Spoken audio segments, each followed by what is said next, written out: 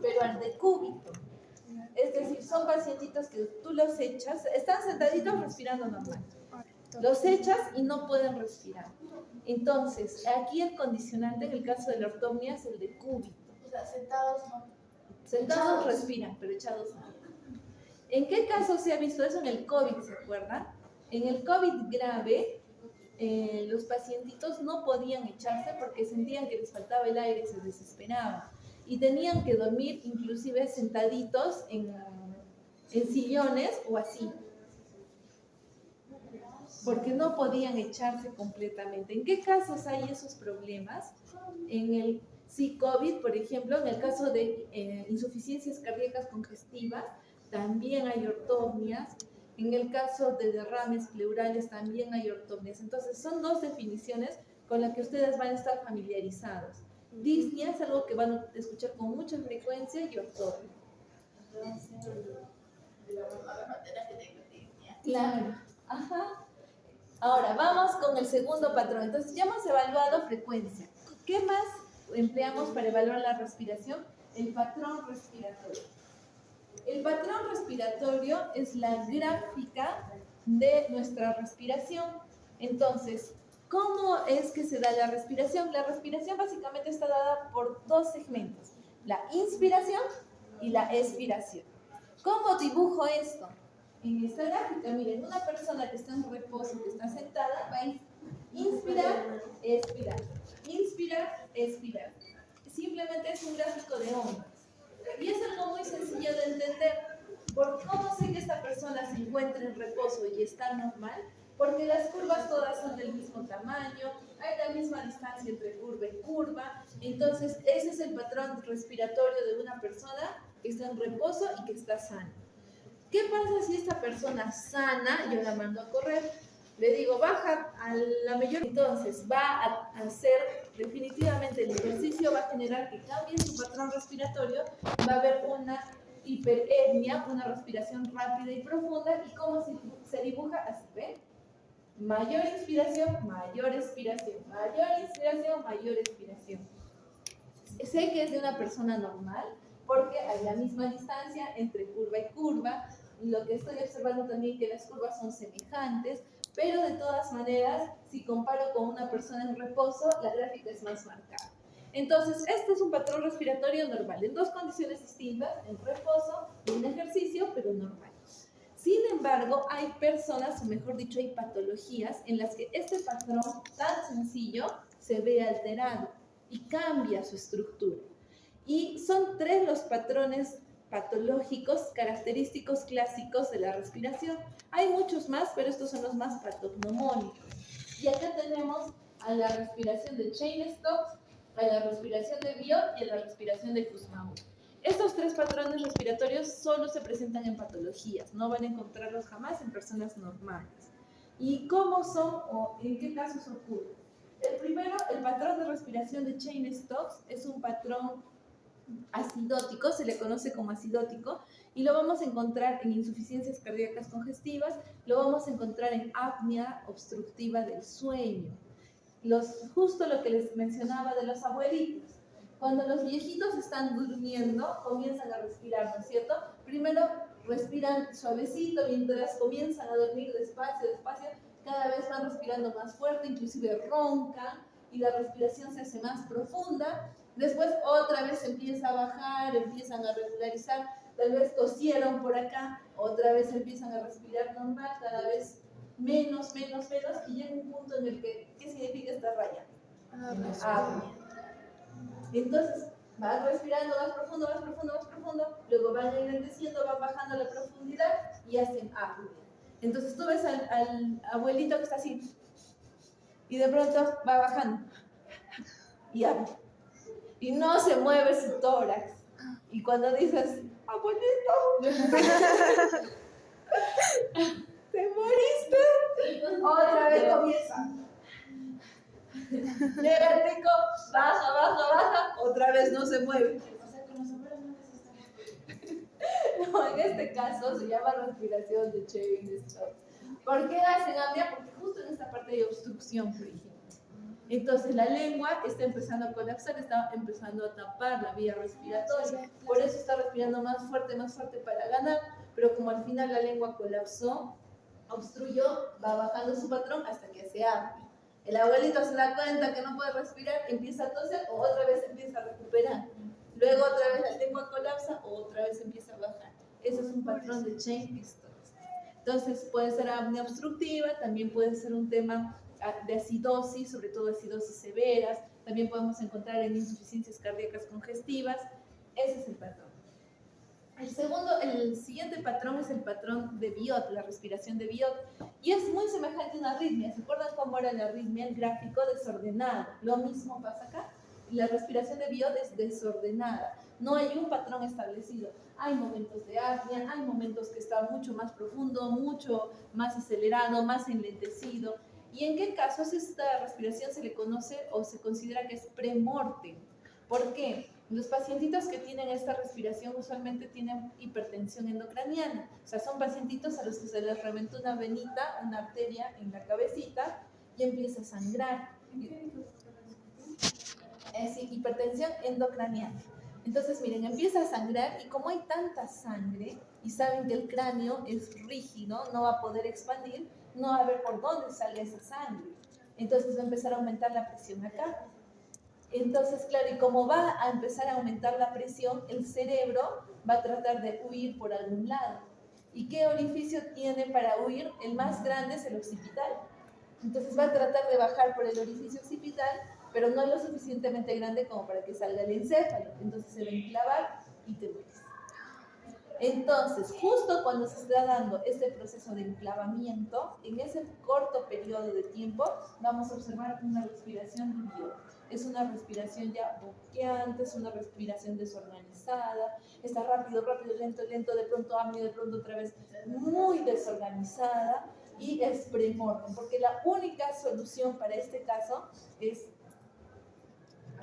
exactamente. Si es que ocurre en un hospital esta hipertensión endocraniana, todavía se puede solucionar. Entran a sala de emergencia y hacen un drenaje. Pero si ocurre en la casa, hasta que llegue al hospital, ese proceso es premortem. Por eso se considera premortem. Y si tenemos o sea, pero eso también es terapia. ¿Cómo? Claro, o sea, lo que las personas lo conocen como derrame cerebral, nosotros lo conocemos como ACV hemorrágico.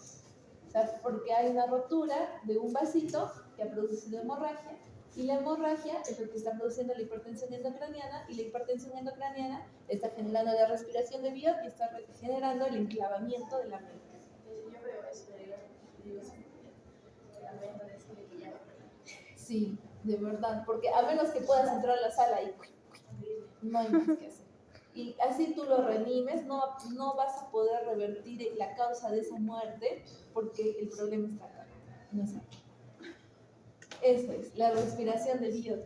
No, y si lo reanimamos y luego, o sea, nos da tiempo para llevarlo a... No va a reanimar. No va a es que no reanimar. es un problema de su corazón. El cerebro ya murió. Sí, no va a reanimar porque el centro de la respiración y el centro de la... el centro cardíaco y respiratorio está en el tronco del encéfalo. Entonces, no. Es una de las causas de asistolia no reversible. O sea, mejor dicho, es uno de esos ritmos no desfibrilables.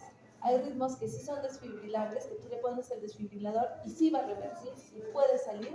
Y hay ritmos como la sistolia, la lineecita, que son no desfibrilables. En este caso, este tipo de muerte produce sistolia, produce la regla.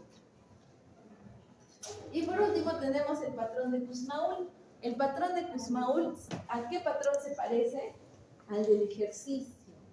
Y entonces van a ver una persona que está respirando así y dice, señor, ¿ha corrido? No. Son pacientes que usualmente tienen cetoacidosis diabética. La cetoacidosis diabética lo que genera es que el pH baje.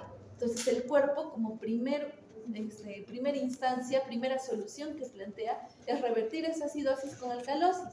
¿Y sobre qué alcalosis tiene control tu cuerpo? Sobre la respiración. Entonces, por ese motivo es que tu cuerpo estimula el centro respiratorio para que tú respires más rápido y más profundo. Entonces, vas a ver al paciente como si hubiera corrido una maratón, pero es producto de su cetoacidosis diabética que está buscando revertirse con alcalosis respiratoria. Ese es el patrón de Kussmaul. ¿Listo? Entonces, cuando evalúo respiración, primero evalúo frecuencia. Después evalúo patrón respiratorio. El patrón normal, simple. Inspiro, expiro, inspiro, expiro. Si lo hago correr, inspiro más, expiro más. Inspiro más, expiro más. Pero en una persona que tiene patologías de fondo, pueden identificar 3 patrones que son patognomónicos asociados. El primer patrón es el patrón de Cheyne-Stokes, ya saben, sube, sube, sube, baja, baja, baja, apnea, sube, sube, sube, baja, baja, baja, apnea. El segundo patrón es el patrón de Biot, que es totalmente desorganizado, pre-mortem, asociado a hipertensión endocraniana. Y el último patrón, que es el patrón de Kussmaul, que es semejante al del ejercicio, pero en reposo, y es una alcalosis respiratoria producida por el cuerpo, buscando revertir una acidosis metabólica, la más frecuente, por diabetes. ¿Sí? Listo. El siguiente paso para evaluar la respiración es la auscultación, pero la auscultación de la respiración no la vamos a hacer esta clase, sino la siguiente. En la siguiente vamos a auscultar. Es una evaluación un poquito más larga en contraste con la auscultación cardíaca. Ajá, porque cuando auscultamos el corazoncito, ¿cuántos focos escuchamos? Y en este caso, ¿cuántos focos? 2, 4, 6, 8. 10. 20. No, pero atrás. Ay, ¿Se dan cuenta que es un poquito más largo? sí. Un poquito más largo. Un poquito mucho. Entonces eso, con calma, la próxima vez. Y el último parámetro de valoración, y de hecho que es el gold estándar para valorar función respiratoria, es la espirometría.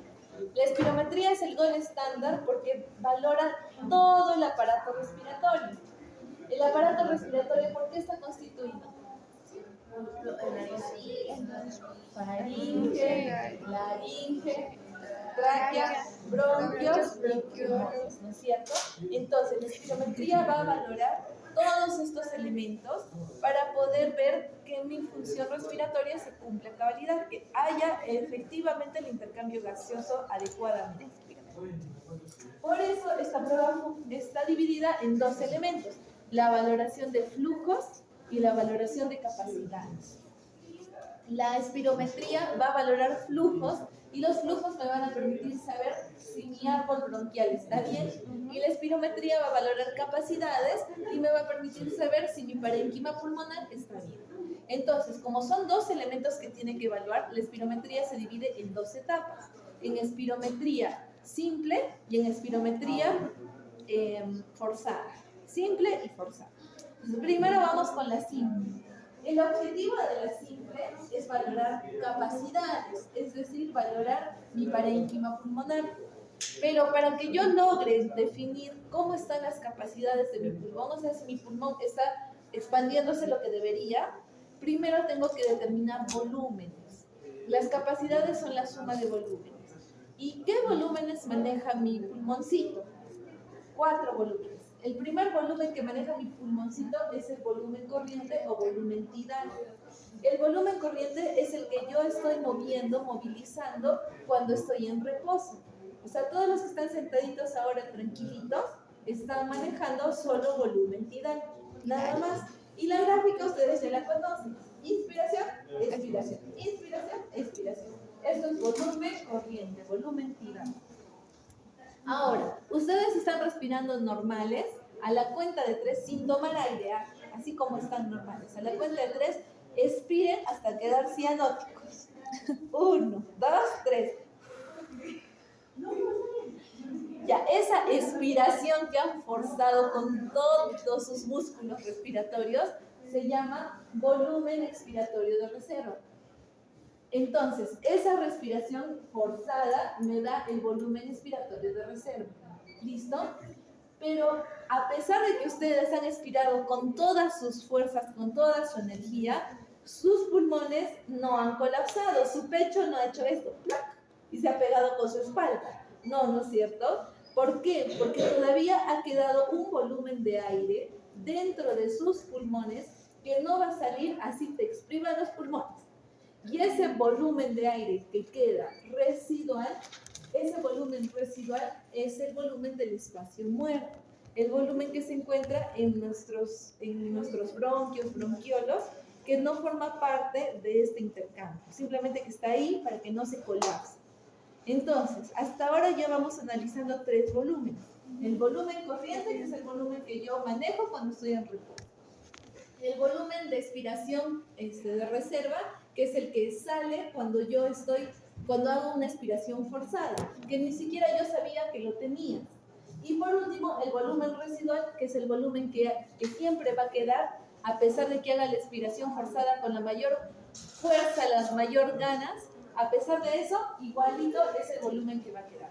Y así como hay volumen expiratorio de reserva, o sea, de salida, también hay volumen inspiratorio de reserva, de entrada. ¿Y cuál es el volumen inspiratorio de reserva? Miren. Ese es el volumen inspiratorio de reserva. Es el extrita que yo le agrego a mi volumen normal, al volumen corriente que yo manejo. ¿Listo? Entonces, la espirometría evalúa flujos y capacidades, ¿no es cierto? Y la espirometría se divide en 2 partes, en espirometría simple y en espirometría forzada. La espirometría simple busca identificar capacidades, pero para identificar capacidades primero tengo que identificar volúmenes.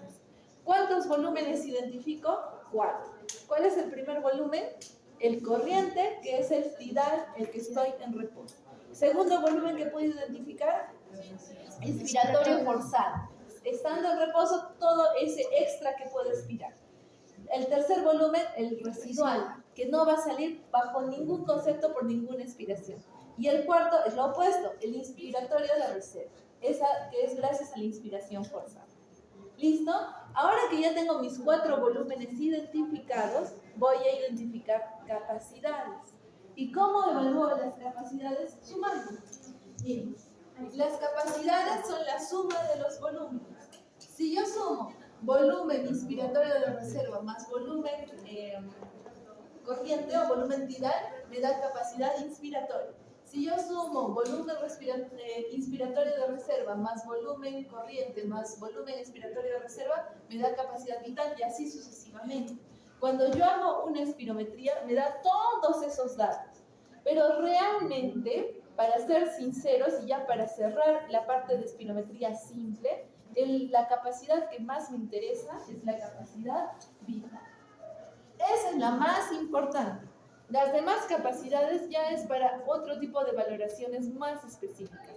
Pero para hacer una valoración general con espirometría, solo tengo que evaluar capacidad vital. Por eso les decía, espirometría evalúa flujos y capacidad. La espirometría simple evalúa capacidades. ¿Qué capacidad evalúa? Capacidad vital. Pero ¿cómo voy a identificar capacidad vital? Identificando primero volúmenes, porque la capacidad es la suma de volúmenes. ¿Listo? Entonces, ya hemos visto espirometría simple. Ahora vamos con espirometría forzada. La espirometría forzada, ¿qué es lo que va a identificar? ¿Qué me está faltando? Flujos, ¿no es cierto? Acá ya hemos visto capacidades. Ahora en la espirometría forzada voy a evaluar flujos. O sea, voy a evaluar árbol traqueobronquial.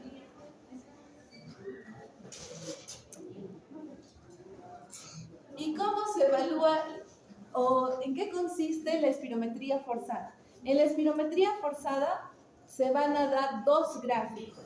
El gráfico BT, volumen tiempo, y el gráfico FB, flujo volumen. ¿Listo? Esos son los 2 gráficos que se dibujan en espirometría forzada.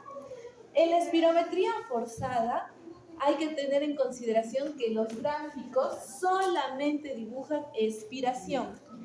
La gráfica que estoy viendo acá solo es de expiración. Si yo digo lo que sube es inspiración y lo que baja es expiración, no. Todos mis gráficos solo están abocados a expiración. ¿Listo? Entonces, primero, BT, volumen tiempo. Para que entiendan cómo se explican estos gráficos, primero tienen que ponerse en contexto de cómo es una espirometría. La espirometría consiste en tomar aire lo más que puedas, y luego expirar en el lapso de 6 segundos. Si expiras menos, o sea, en 2 segundos, en 3 segundos, tienes que volver a repetir la prueba. Tienes que llegar a expirar 6 segundos. ¿Listo? Entonces, ¿qué es lo que pasa en la mayoría de casos? A ver, intenten expirar 6 segundos. Ustedes experimentenlo y así van a entender las gráficas. Tomen aire y cuando diga ya, expiran y les voy a contar 6 segundos. Y no vale volver a tomar aire en esos 6 segundos. Así que háganlo durar. ¿Ya? 1, 2, 3. Tomen aire, expiren. 1, 2, 3, 4, 5, 6. Ya, exacto, eso les pasa a todos los pacientes. Ahora, eso pongámoslo en la gráfica. Mi pacientito inspiró y ahora comenzó a expirar. Y al principio lo hace con energía y sobre todo bota la mayor cantidad del volumen. Entonces al principio hace el 80% de lo que tú expiras se elimina en el primer segundo. Y el 20% restante se termina de expirar en los 5 segundos restantes. Y eso es normal. O sea, es normal que llegues al 6º segundo cianótico. Es normal, lo diste todo. Porque el gran porcentaje, el mayor porcentaje, se expiró en el primer segundo. Esta es una gráfica normal. La gráfica BT es su pico y su meseta. Hace su pico y su meseta, ¿sí? Entonces, ¿qué es lo que valoramos en esta gráfica BT? Que en el primer segundo se haya eliminado aproximadamente el 80%. Con que sea más del 70%, estamos bien. Y obviamente valoramos, por eso se le llama este primer parámetro BEF sub 1. BEF es volumen expiratorio forzado en el primer segundo. En el primer segundo, con que se haya eliminado más del 70%, estamos excelentes. Y lo segundo que valoramos es la capacidad vital forzada. La capacidad vital forzada tiene que ser el 100% que se logró eliminar. Por eso primero se hace la espirometría simple, donde calculo cuánto es el volumen en mi capacidad vital forzada, para luego hacer la espirometría forzada y ver que lo que calculé sea lo que efectivamente se haya eliminado. ¿Listo? Entonces ya tenemos la primera gráfica, ya saben, un pico y una mesetita. La segunda gráfica es la gráfica flujo-volumen, y aquí está el famoso flujo que pretendemos evaluar. En el caso de flujo-volumen, el dibujito de una persona normal, acá estamos viendo velocidades, también es con pico. Hace su pico en el primer segundo, porque al primer segundo le metes la mayor velocidad, pero luego te vas quedando sin fuerzas y la velocidad cae en diagonal.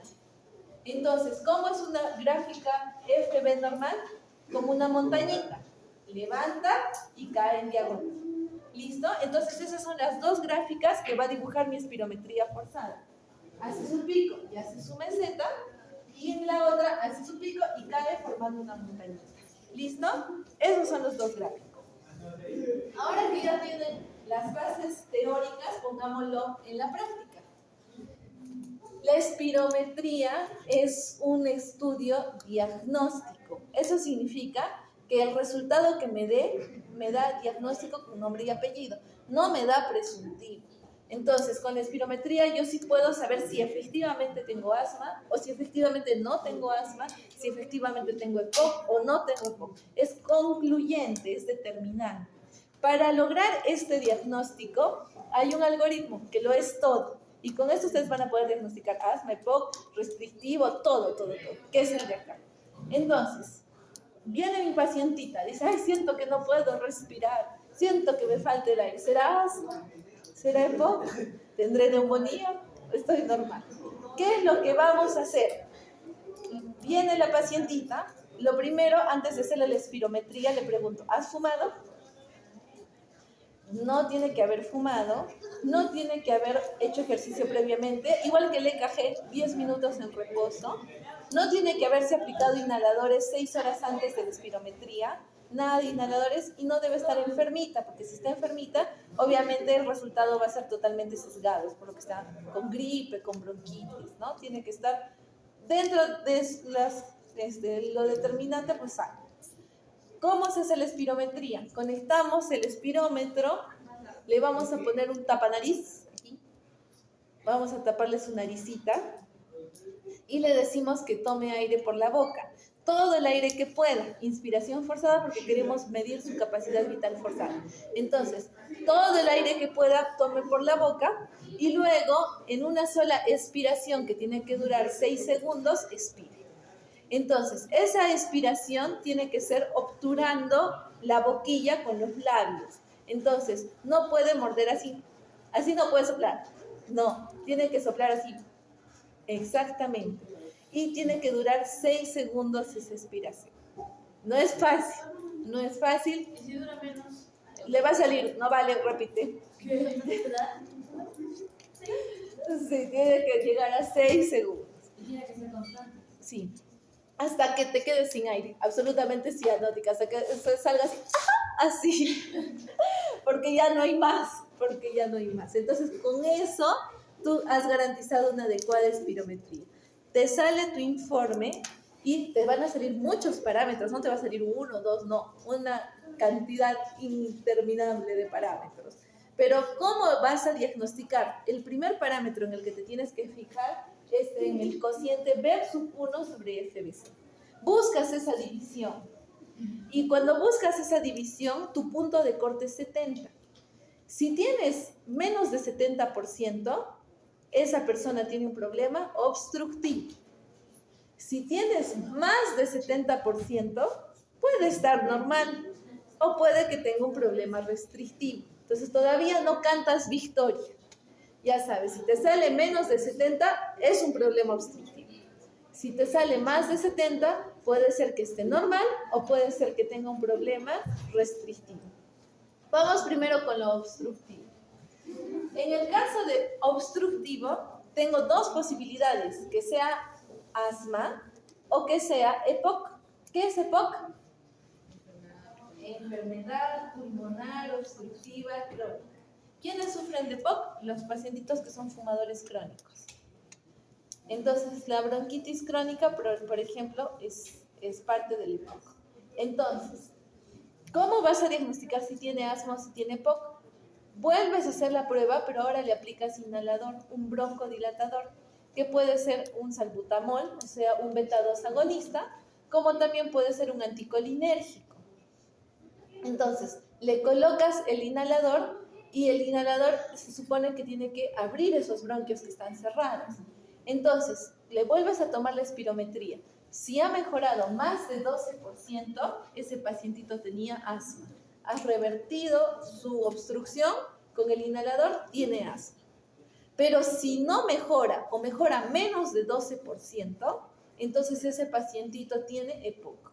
¿Y por qué no va a mejorar con el inhalador el EPOC o va a mejorar muy poco? Porque el EPOC es un daño ya establecido. El daño que ya tiene por el EPOC hasta ese momento va a estar y no va a cambiar. Lo que tú pretendes con un paciente con EPOC es que no empeore más, pero el daño que ya llegó hasta ese momento no se revierte. Esa es la diferencia. Por eso no mejora con el inhalador. ¿Listo? Entonces ya saben. En el caso de obstrucción, si es que te sale FEB1 sobre FBC menos de 70, es obstructivo. Ahora, ¿cuáles son tus posibilidades? Que sea asma o que sea EPOC. ¿Cómo sabemos? Aplicamos el broncodilatador.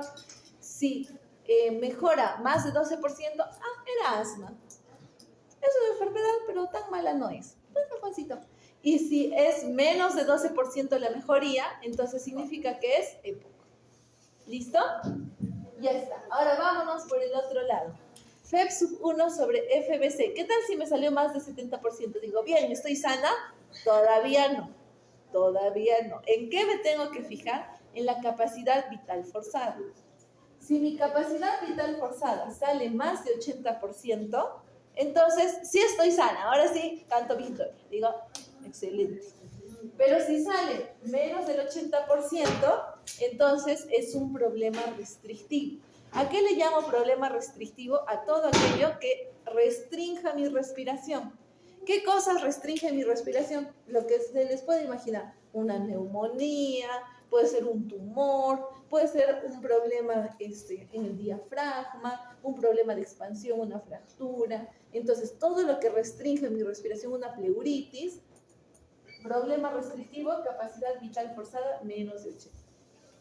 Entonces, si tenemos hasta aquí, antes de ver la última parte que son los gráficos, vamos a ver mi espirometría.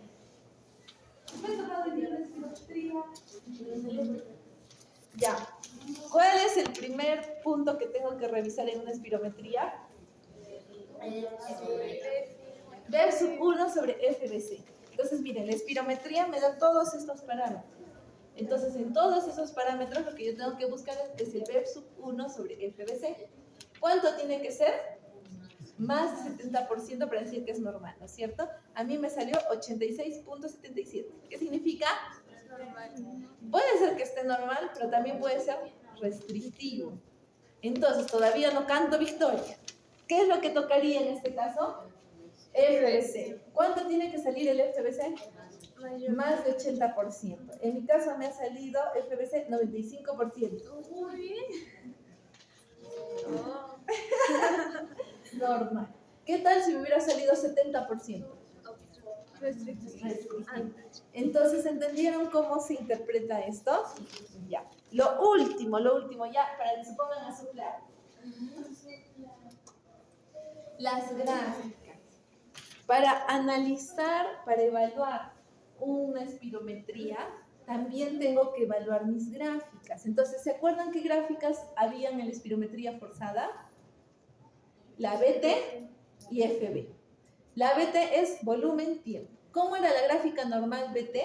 Hacía su piquito y su meseta, ¿no es cierto? Listo. ¿Y cómo era la gráfica normal FB? Hacía su montañita, bajaba y diagonal. ¿Cómo son estas gráficas en un problema obstructivo? Vamos primero con el problema obstructivo asmático o EPOC.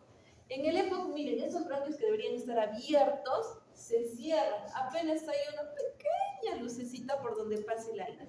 Entonces el aire entra con toda la fuerza que tiene el asmático, pero al momento de salir no vence esa obstrucción. Entonces el asmático, en vez de expirar así, hacia arriba y luego mesetita, expira en diagonal porque expira haciendo fuerza. El asmático expira así. ¿Listo? Entonces, ¿cómo es la gráfica? Vete en un asmático en diagonal. No es así, miren, no es hacia arriba y mesetita, sino es